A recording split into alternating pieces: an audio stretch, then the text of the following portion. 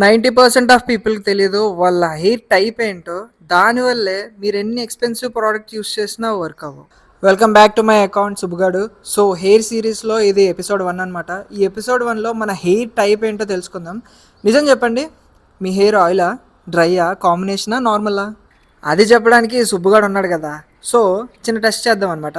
మనం morning shampoo చేసుకొని ఏ products use చేయకుండా ఈవినింగ్ మన స్కాల్ప్ ఏదైతే ఉందో అది ఆయిలీగా ఉంటే మనది ఆయిలీ స్కాల్ప్ ఇంకా హెయిర్ అనమాట.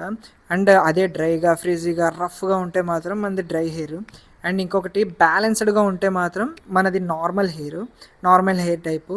ఆయిల్ కాకుండా రఫ్ కాకుండా ఓన్లీ స్కాల్ప్ ఆయిలీగా ఉండి ఎండ్స్ అనేవి రఫ్గా ఉంటే మాత్రం మనది కాంబినేషన్ స్కాల్ప్ అనమాట. కాంబినేషన్ హెయిర్ కూడా అనొచ్చు.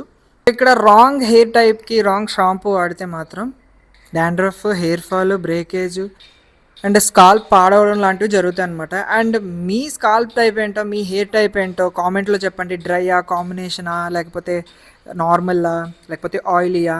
సో నెక్స్ట్ ఎపిసోడ్లో మీకు హెయిర్ ఫాల్ అవ్వడానికి అసలు మెయిన్ రీజన్ ఏంటి, అసలు హెయిర్ ఫాల్కి మెయిన్ మనం చేస్తున్న తప్పేంటి అనేది చెప్తాను.